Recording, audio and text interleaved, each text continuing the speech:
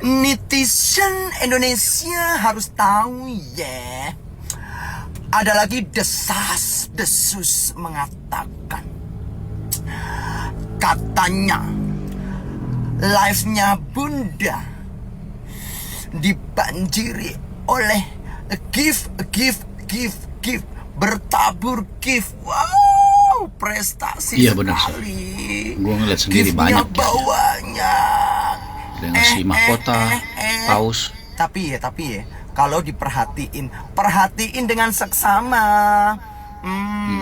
Kenapa? Banyakan yang nge-gift itu di belakangnya kenapa ada angka-angka begitu ya?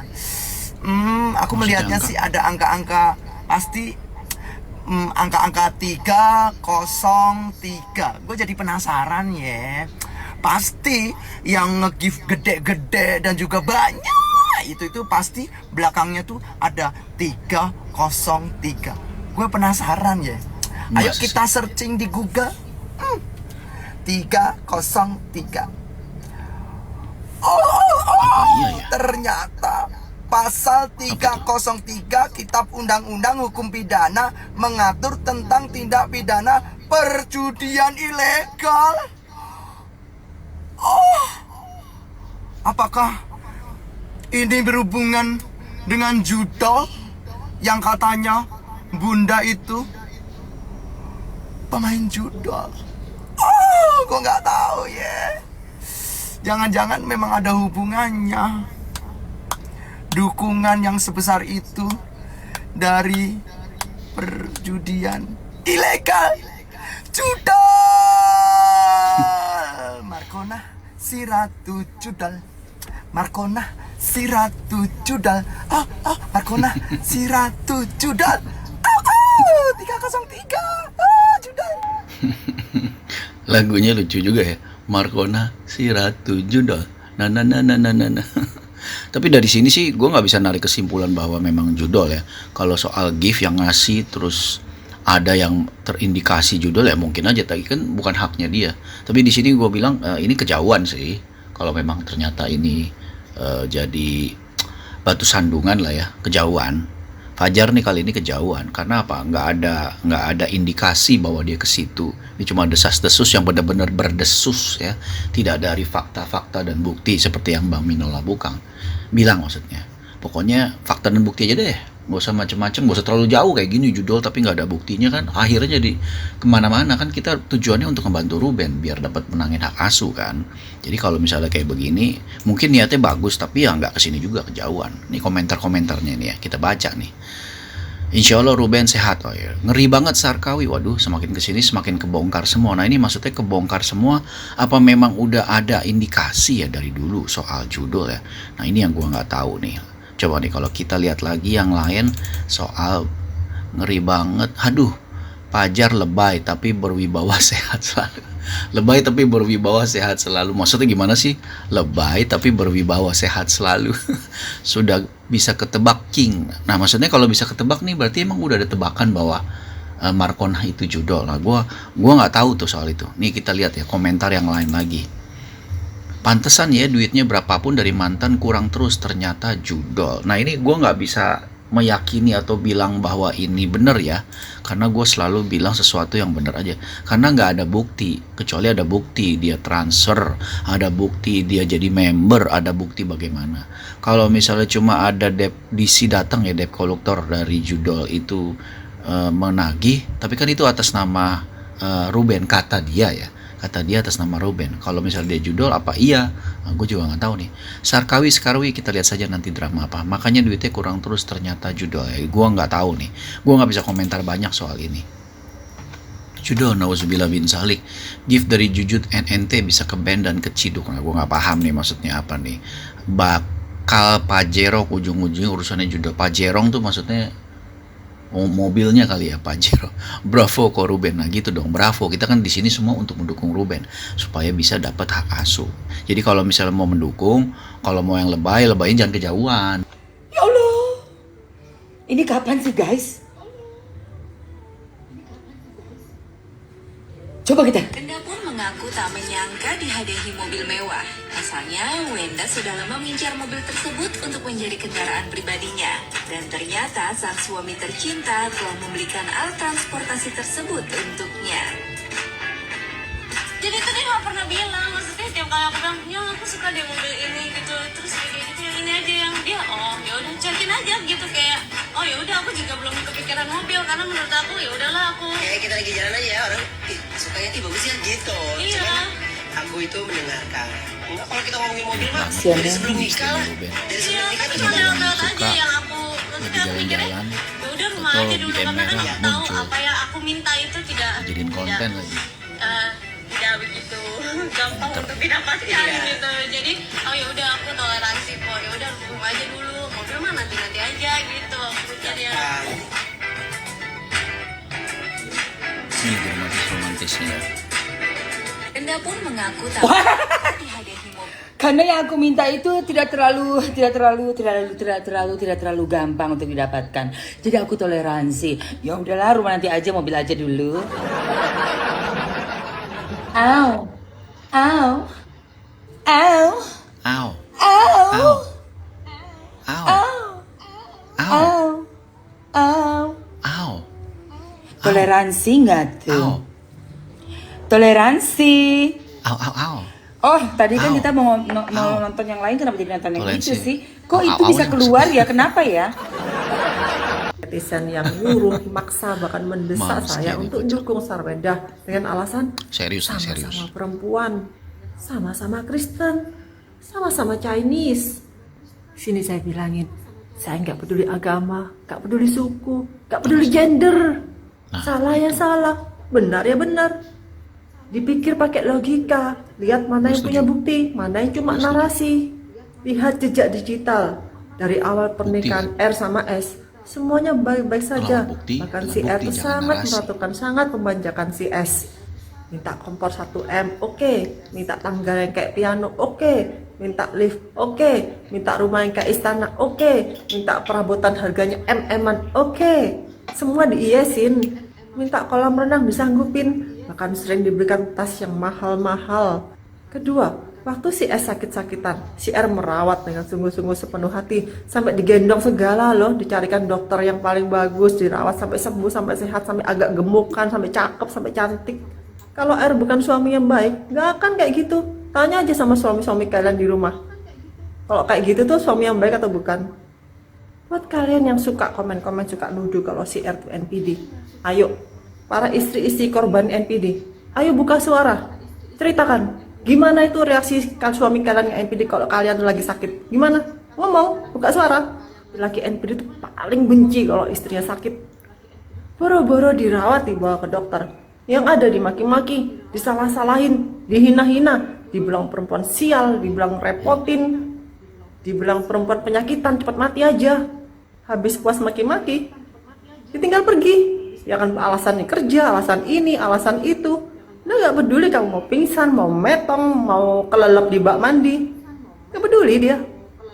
Ketiga, waktu lahiran, rumah sakit 1 lantai di booking semua. Tahu nggak habis duit berapa itu? Demi nyenengin hati istrinya. Kamar bayi minta yang desain khusus sampai ratusan juta. Ada tuh saya nonton videonya sampai si R bilang uangnya habis. Terus dia hanya bilang, gak apa ya yang nanti nabung lagi ya yang. Dia rela uangnya habis untuk kebahagiaan si S. 4. Saya udah nonton CCTV pertengkarannya. Bagaimana si S itu teriak-teriak, nyolot, suaranya naik, suaranya keras, bentak-bentak. Itu ciri orang manipulatif. Saat terjadi perdebatan, mereka teriak-teriak histeris. Tujuannya apa? Biar pasangannya ngalah dan iya-iya aja. Dan saya tahu ini karena saya paham, saya ngalami sendiri. Mantan suami saya dulu waktu saya tanyain, kamu selingkuh?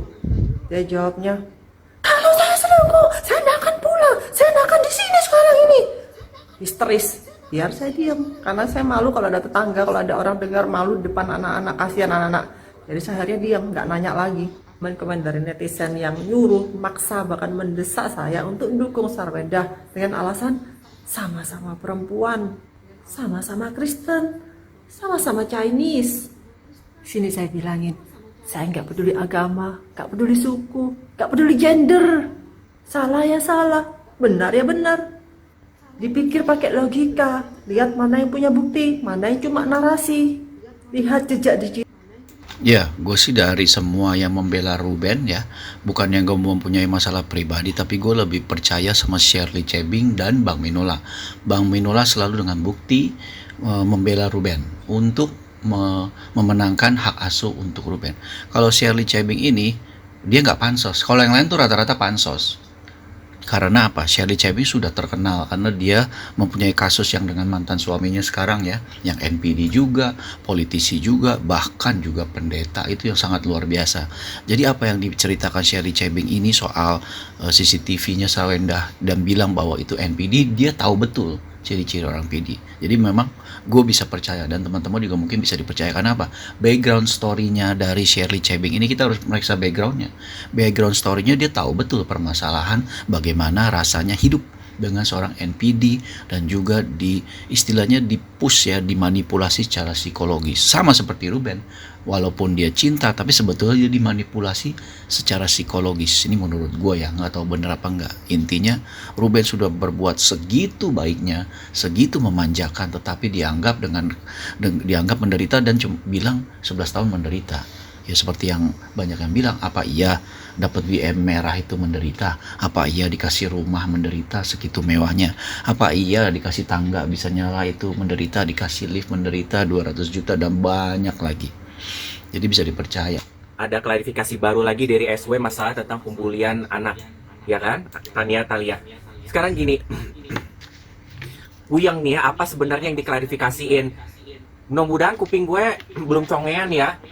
Dan bisa juga mungkin Dokcin yang skip apa lupa gitu ya. Lupa apa lupa. Yang Lupa Dokcin dengar maksudnya. nih ya. Boleh di play dulu Salah videonya. dengar. Oke. Anak saya dibully di media sosial sekolahnya, dibully, dibilang anak nggak tahu diri, anak ini anak itu. Saya sebagai ibu, saya benar-benar sakit hati, sedih sekali karena anak saya tidak melakukan hal itu, tapi dia dihujat sama orang-orang yang tidak tahu Ya. melakukan hal seperti itu. Jelas sekali di situ ngomong apa pembulian di media sosial sekolah dari Tania dan Talia. Jadi jelaskan kita pada bisa setuju ya, nggak ada kepikiran untuk namanya berasumsi atau ada kata-kata pembulian di sekolahnya langsung face to face ya, manusia dengan manusia ya. Oh. Ya jelasnya kita pada menginvestigasi ya kan secara media sosial dari sekolahnya anak-anaknya Indonesia. Ya gue cek di akun dari media sosial rumah sakitnya, yayasannya, sama sekolahnya, akun media sosial sekolahnya juga kan ada di TokTok. Gue nyari kagak ada. Malah sekarang komen juga dibatasin. Oknum-oknum yang seperti apa? Itu yang klarifikasi gitu kita mah nggak butuhin, kita butuh buktinya. Pembulian seperti apa? Apalagi kan dirimu melihat ya. Mungkin kalau sebelum komen itu dihapus sama oknum-oknum itu kan bisa di capture. Lah katanya anak-anaknya nggak pernah jarang megang HP atau benar-benar begini banget. Kan dirimu yang kontrol. Jadi sebenarnya klarifikasi ini buat apa? Nggak ada yang diklarifikasi, nggak ada juga yang ngomong masalah pembulian di sekolah. Lagi lu kan ngomongnya juga bukan pembulian di sekolah, di media sosial. Jadi gimana sih? Ya klarifikasi ini buat apa? Iya bingung juga ya. Jadi nambah kan nggak ada juga yang nanya masalah, kayaknya nggak ada ngomong Nambah masalah masalah. pembulian di sekolah yang Menurut gua nambah kalau masalah. menurut ingatan Dokcin sih begitu ya, media sosial sekolah itu aja udah beda konotasinya, Ya ya benar, kan? beda. Jadi yang mau diklarifikasi di sini penggiringan atau rumor-rumor yang gimana? Batuk kan, tuh. Minum. Pembulian media sosial, jadi nggak ada yang diklarifikasiin tidak apa iyanya kan? Gitu kan, kita juga nggak tahu. Kira gue mau buat story tentang inilah klarifikasinya, komennya seperti Iya, ini, jangan ada lupa minum ya, tanggalnya, Dokcin. begitulah. Nanti kalau Ya kan keselak simpang bahaya. siur dugaan-dugaan apa? Pada kesempatan hari ini saya Nah. ingin menjelaskan tentang bagaimana mekanisme dan Gue regulasi. demen nih kalau Bang Minola ngomong. Yang pertama Jelas. adalah bank itu akan mengajukan permohonan kepada KPKNL untuk dilakukan lelang atas satu objek jaminan. Yang kedua adalah KPKNL itu akan melakukan penelitian atas segala persyaratannya itu sesuai dengan aturan hukum dan jangka waktunya paling lama adalah 7 hari. Setelah itu kemudian KPKNL akan menetapkan tanggal lelang, kemudian memberikan surat pemberitahuan kepada pemilik jaminan selambat-lambatnya 5 hari sebelum hari lelang, kemudian mengumumkan kepada masyarakat terkait dengan akan diadakannya lelang sesuai dengan ketentuan yang diatur dalam PMK 122 tahun 2023. Jadi ada surat lelang yang akan diberikan oleh KPKNL. Kalau ada masyarakat yang mengatakan bahwa surat peringatan itu adalah sama dengan surat lelang, itu adalah keliru. Jangan hanya karena di akhir surat peringatan itu selalu ditutup dengan kata-kata jika kewajiban tidak akan dilakukan sesuai dengan peringatan ini, maka objek akan dilelang, diyakini itu sebagai surat lelang. Ya, sehingga akhirnya menyebarlah informasi sejak tahun 2025 bahwa objek akan dilelang, rumah akan dilelang, tapi tidak dilelang juga hingga saat ini karena memang prosedurnya masih belum masuk prosedur lelang.